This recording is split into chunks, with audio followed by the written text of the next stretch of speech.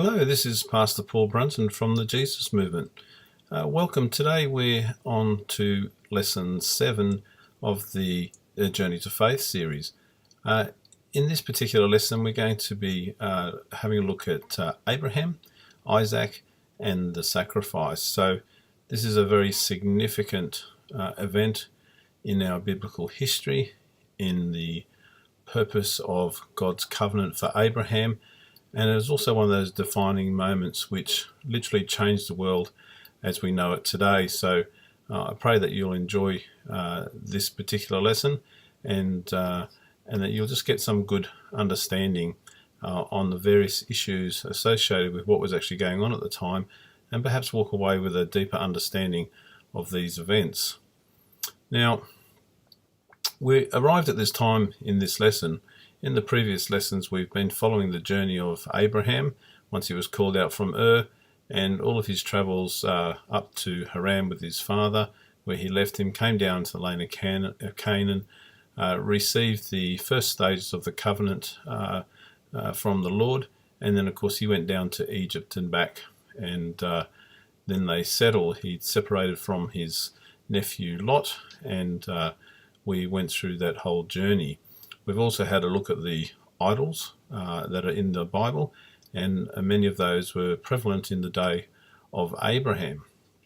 Now we arrive at this particular point in time where on the previous lesson we discussed the separation of Ishmael and his mother Hagar with Abraham's firstborn child, and they were sent away into the desert. That was a necessary thing. The Lord said that he would prosper them as well, but it was through Isaac that the promise of the covenant and the many descendants and the future significant descendant, Jesus Christ himself, would come. So we arrive at the beginning of this particular lesson at this point in time. Now, God tested Abraham, and he said to him, "Take your son, your only son, Isaac, whom you love, and go to the region of Moriah. Sacrifice him there as a burnt offering on one of the mountains I will tell you about." Now, this can be found in Genesis 22, verse 2.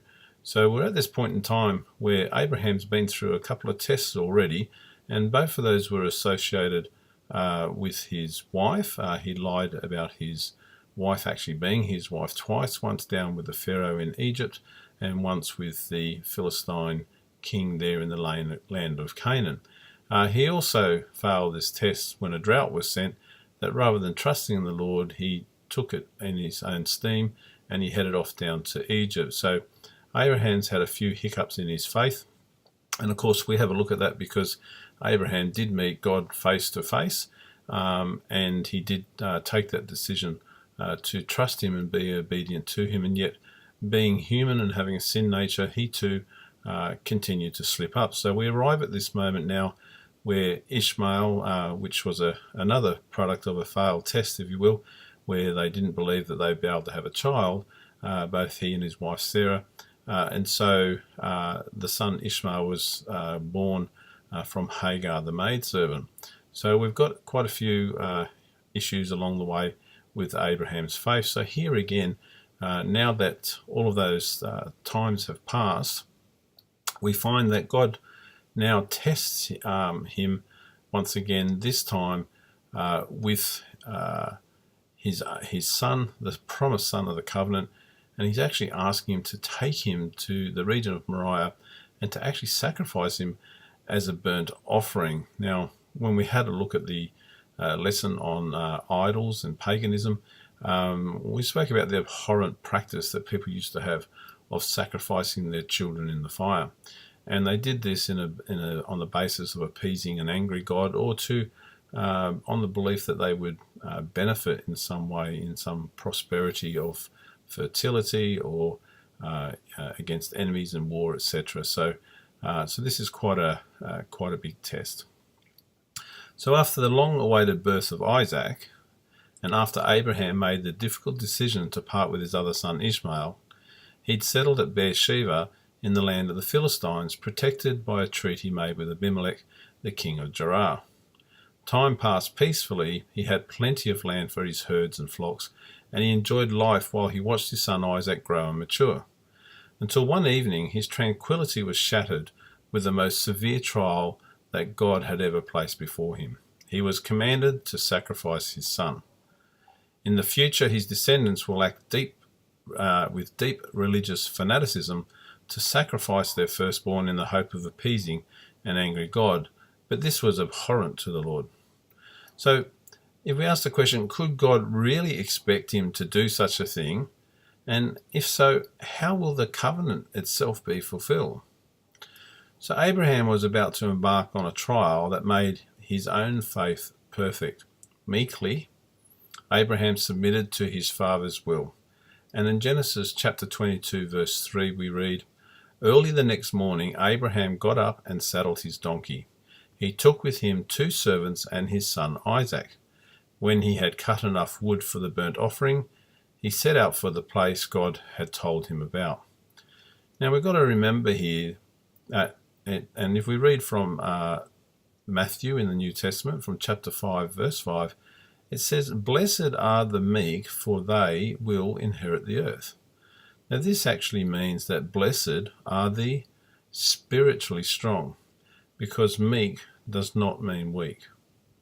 So if we ask the next question, so where was this mountain in the region of Moriah that Abraham was told to take his son? Now, suggestions for the location are actually varied, and when we study history and we study biblical scholars and past writings, you'll find that they're not all in agreement. So the suggestions that have been put forward are the location are in Jerusalem, near Shechem, further north, and in the land of the Amorites. But the answer itself, as usual when we have a good look, can actually be found in the Holy Bible. And if we go to the second book of Chronicles in the Old Testament, into chapter 3 and verse 1, it reads, "Then Solomon began to build the temple of the Lord in Jerusalem on Mount Moriah, where the Lord had appeared to his father David. It was on the threshing floor of Araunah the Jebusite, the place provided by David." Okay, so I'm just going to pop on the first slide for this lesson, and this is a map to help you get your bearings with exactly where this place is located. Now, if you have a look at the map, you'll see that there is 2 arrows on the lower half, and 1 arrow points in a northerly direction, purple-coloured arrow, and that is an arrow that follows Abraham's movements when he left Beersheba and he went in the direction to Mount Moriah. If you look at that travel, he walks with his donkey and his 2 servants and his son, and they head past the first city, which is called Kiriath Seva, on the way to Kiriath Arba, which we know today as Hebron, and then he passes further up and he bypasses Bethlehem, and of course he arrives at what was called Salem in the day. Now Salem is what we know as Jerusalem today. So this is where his journey took him, and if we read from Genesis chapter 22 verses 1 to 19, what it does is it tells us that Abraham went from Beersheba to Mount Moriah outside the walls of Salem to sacrifice his son Isaac. Faithful and obedient to the Lord, Isaac is spared, and they both return to Beersheba to live. So that gives us the overview of what's happening. So we're just going to go into that and follow this journey and break it down and just get a good understanding of exactly what was actually happening there. So I hope that map there beside me helps you to get your bearings. But ancient Salem, as it was called, is what we know as Jerusalem today. The layout was a bit different. It was a bit smaller, and Mount Moriah itself was probably outside the ancient city walls. Okay, so Abraham knew what we now know as a much larger Jerusalem. The ancient but much smaller Salem, and I'm going to read now from Genesis chapter 14 verse 18, and it says, "And Melchizedek was the king of Salem, was not only a king who ruled over the Jebusite people, but he was a priest of God Most High, who blessed Abraham and who Abraham tithed in return a tenth of everything. And you can read about that tithing verse in verse 20 of Genesis chapter 14. So the Holy Bible says that Abraham took Isaac to be sacrificed at Jerusalem, the place where King Solomon in the future would build the temple over the threshing floor of Araunah. In the time of Abraham, Mount Moriah was its former name, and it was next to but outside of the ancient but much smaller city of Salem that was there. So Isaac went with his father Abraham northwards from Beersheba, and they walked along what's known as the way to Shur, and you can have a look at that there on the map. And that's that main highway that comes up from Egypt and crosses through the hill country all the way there through to Jerusalem, where I've placed those arrows. So the terrain changed as the highways rose gradually on the way to Kiriath Arba, which is Hebron. So Beersheba was on the edge of the Negev, and going up to Jerusalem was literally going up to Jerusalem. It was hill country, so that means that the terrain would actually change as they journeyed along the way. So they would have rested for the night at Kiriath Arba, again known as Hebron today, in the protection of the city walls. Isaac would have woke early in the morning to continue the journey north with his father. Rising with the two servants, the donkey would have been loaded with the wood for the burnt offering, and his father would lead them further north across the hill country. After yet another arduous day, they came to rest at the next protected town. It was much smaller than Kiriath Arba, and it was called Bethlehem. Now, we know that the journey took 3 days because the Bible tells us. So by looking at the map here and seeing these locations, we can actually get a pretty good picture of where they would have stayed. And of course, they would always look to stay somewhere where they could feed their animal and receive water, receive protection, and have a bed to sleep in for themselves. So at this point in time, getting to Bethlehem, they were pretty close to their destination. I know when I went to Israel, Bethlehem, I believe, is about 16 kilometres south of Jerusalem itself, so it's a very short journey from there. So being close to the destination and early on the third morning, they would have set out. And in Genesis chapter 22:4, it says, "On the third day, Abraham looked up and saw the place in the distance." So they were obviously close to the city of Salem, but his father didn't lead them inside, for he was heading towards a small peak outside of the city walls, a place that God himself led him to. Now, at this point in time, some very significant events are about to transpire. I'm just going to put on the next slide here, and we arrive at this situation where no longer are they just travelling on a journey, but one of the most significant events that's recorded in the Bible is about to occur. So Isaac's father said to the servants, and this is in verse 5 of Genesis 22, "Stay here with the donkey while I and the boy go over there. We will worship, and then we will come back to you." So Isaac stood while his father took the bundle of wood of the donkey's back and placed it on his shoulder. His father then picked up the knife and the tinder to start the fire, and they went on up the slope without the servants.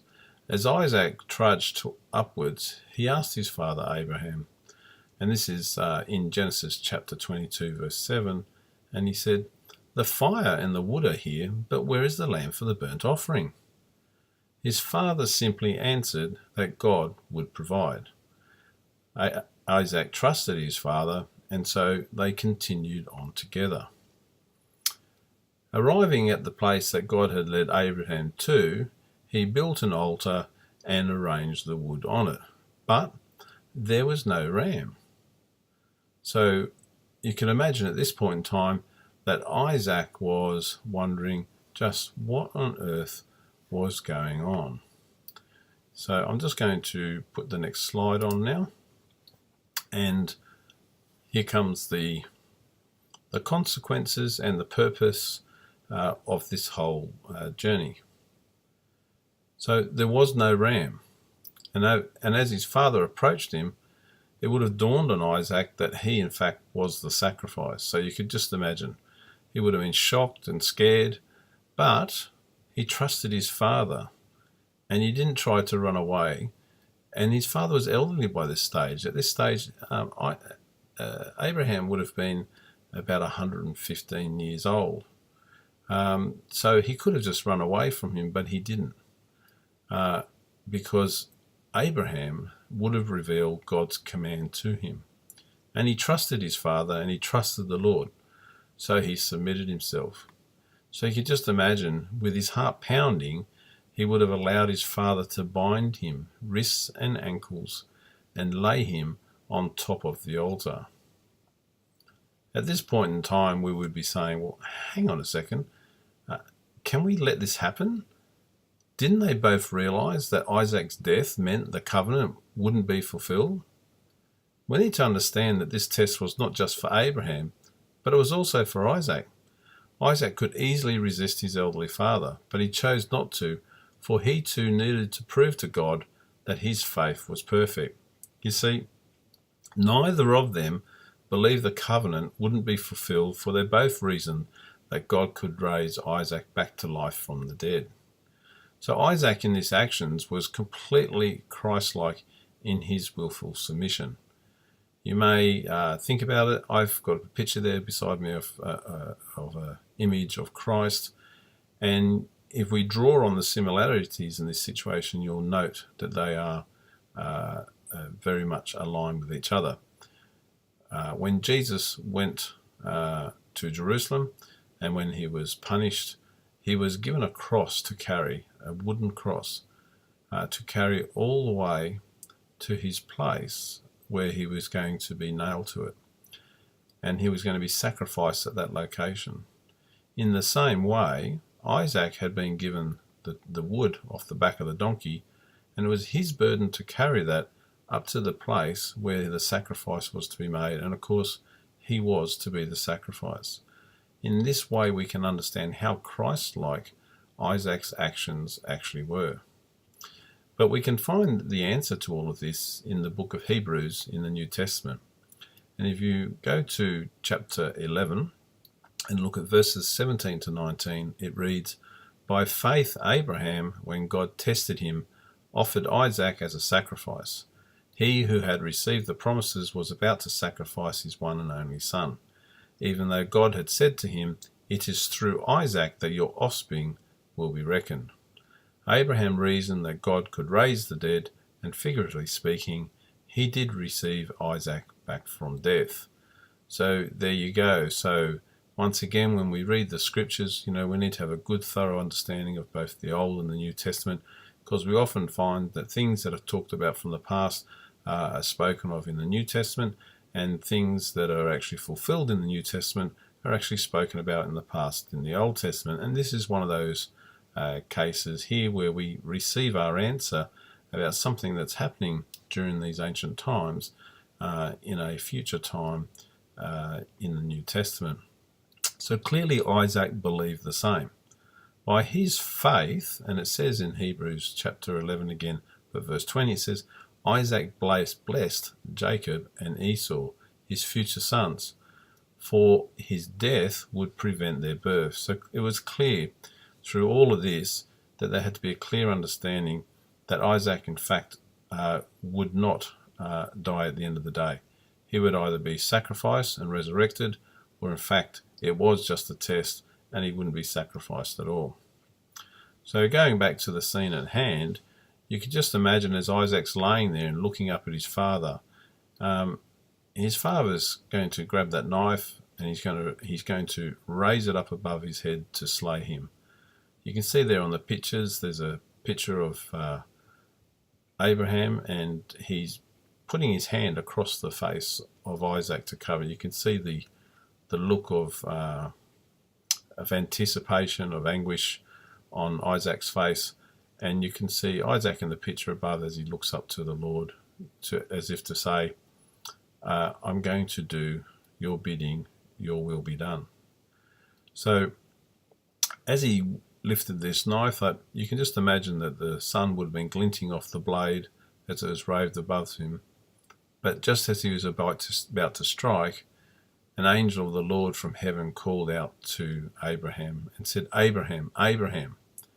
And his father paused, and he answered, "Here I am." And then the angel said to him, "Do not lay a hand on the boy. Do not do anything to him. Now I know that you fear God, because you have not withheld from me your son, your only son." And you can read that in Genesis chapter 22, verses 11 to 12. So you can just imagine God knows your heart, and he knew Abraham's heart. So he knew this time, with everything that had happened, and that he had his son lying down there on the altar with his knife in his hand, he knew that Abraham was going to go ahead with this. And he also knew that Isaac had submitted himself, and he was prepared to receive this knife, basically, that was intended to kill him and sacrifice him in preparation to then burn him as an offering. So it's a pretty horrific scene, to say the least. So you can just imagine, once Abraham had declared that he was there, and he was told by the angel not to lay a hand on the boy, that Isaac would have slumped as the tension within him began to abate. And you can imagine his heart rate gradually starting to subside as he anticipated being helped down off the altar and having his bindings removed. Now, at this point in time, Abraham's obviously going to lower his knife because he no longer has a purpose for using it on his son. And what happened is that there was a ram that was caught in a thicket nearby. I'm just going to pop a new slide on here. Now, the ram that was caught in the thicket nearby is quite an interesting issue there. Oftentimes in movies or in books, you'll see this ram is presented as a traditional merino style ram, the big woolly rams like of a sheep with the big recurved horns. Now, if any of you have excuse me, seen these in real life, they're quite huge animals. Now, keeping in mind that Abraham was 115 odd years old and elderly, the likelihood, first of all, of him wrangling this ram on his own to get it onto the altar was probably unlikely. And secondly, would there actually be a merino sheep, sorry, I beg your pardon, a ram, a male sheep, isolated in this location, caught in a thicket? It seems hardly likely, does it? So what actually was occurring here was that the ram was actually not a sheep at all. So on the slide next to me, you can see several pictures there. The one immediately next to me shows you a ram with the large recurved horns, and this ram is actually what's called an ibex. Now, the wild ibex are all over Israel, and they are still all over Israel today. Now, these rams, and obviously not just the rams, but the female of the species and the children, they're actually known as wild goats. And if you look at the picture on the far side, you can see one of these, which is actually up in a tree, which I took a photograph at Ein Gedi in Israel, next to the Dead Sea. They actually climb, and these are actually acacia trees, and they eat all of the foliage of the acacia trees. Now, the acacia trees in Israel are prevalent. There's also very small ones which are like ground cover, and there's also shrubs or thickets of them as well. So they're very, very common, and they're one of the food sources for this particular wild animal. Now, in the Bible, as I said, they're known as wild goats, and there's a number of references for this. I'll give you a couple if you're interested in looking them up. The first one is from 1 Samuel, chapter 24, verse 2, from Psalm 104:18, Job 39, verse 1, Isaiah 34, verse 14, and Deuteronomy chapter 14, verse 5. So this ram caught in the thicket was more than likely a mature ibex with these large curved horns, and they lives a solitary life. So what you need to understand is that where Salem is and Jerusalem is, it is actually hilly or mountainous country. Now, with the ibex as a species of animal, the male, when they're mature, they actually go off and they leave the herd, and they actually only return when it's mating season to seek out the females. So what this actually means is that most of their time is spent solitary. The environment, they're designed to live in these very rocky and mountainous terrain, and they're very nimble. And I watch them over there in the desert making rapid speed through very rocky and difficult terrain. So their food source is also this acacia plant, which they would climb or eat, and they are all over these particular locations and environments as well. So we have this alignment of all of this information, which tells us that we have a smaller sized animal that is known as a ram that would be there because it was solitary, and that it would eat from these thickets, which are the acacia tree. Now, the other thing which is significant here is that for it to be an animal to be sacrificed, it has to be an animal which is deemed ceremonially clean. And if you go to Deuteronomy in your Bible, to chapter 14, verses 3 to 8, it actually gives you a list of animals that are considered as ceremoniously clean. And lo and behold, what is amongst that list but the ibex? So I am of the opinion that the ram that was actually caught is actually an ibex.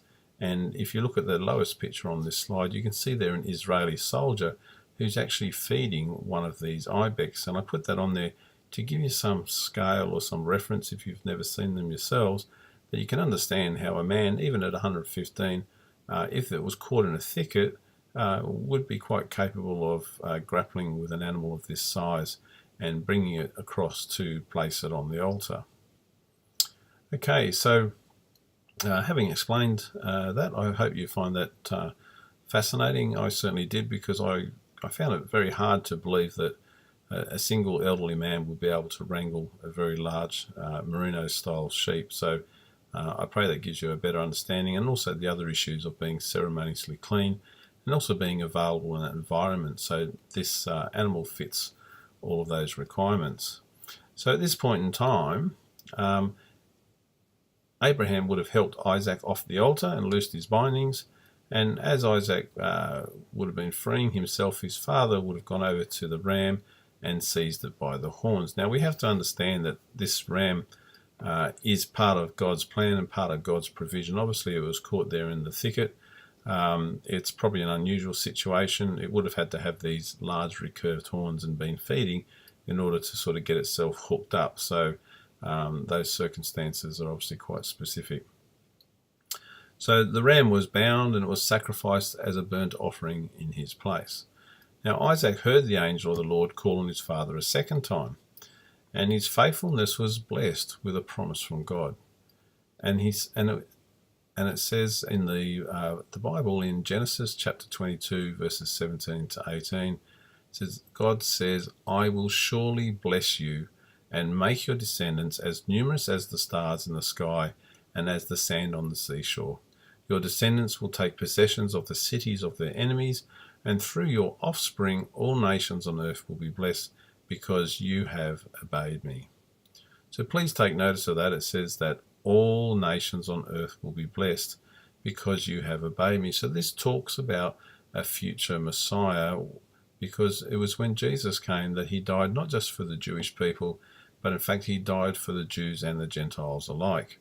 So that includes you and I, and it was the very beginning of the promise where each and every one of us would be able to come back into a relationship with the Father right back from the beginning of sin, when Adam and Eve took of the fruit that was forbidden to them. Okay, so at this point in time, once all this had occurred, the ram had been sacrificed, Isaac had been spared, Abraham had been blessed, and the covenant was renewed. So this was a very significant time in our history, and also in God's purpose and plan for each and every one of us. So Isaac then would have returned with his father to where they had left the two servants, and set off on their journey back to Beersheba, where Abraham remained. Okay, well that brings us to the end of this particular lesson. I'm just going to pop on the next slide here. So at this point in time, we have a significant stage in this journey that I'm revealing to you. We now start to follow the journey of Isaac, and most of the events in the Bible do now actually switch to Isaac's life, with some interaction from Abraham to make sure that everything is ready for his son in terms of marriage and inheritance, etc. So in the next lesson, I will be continuing on that journey, and we will start having a look at what happens with Isaac and how Abraham helps him along the way. So thank you for joining me. I pray you've enjoyed this. I also pray that you've learnt something, and the significance of this lesson, as I said, it affects us to this very day. Now, this lesson will be put up onto YouTube as you're watching it now, and each of the following lessons for you to enjoy. This lesson is from my book, A Journey to Faith, and as it mentions there beneath me, this book will be released in 2019. So if you're interested, you'll be able to avail yourself of a copy of that, and I will let you know when that moment arrives. So thank you so much for joining me. God bless you, and we'll see you as we continue on this journey on the next lesson, in lesson 8.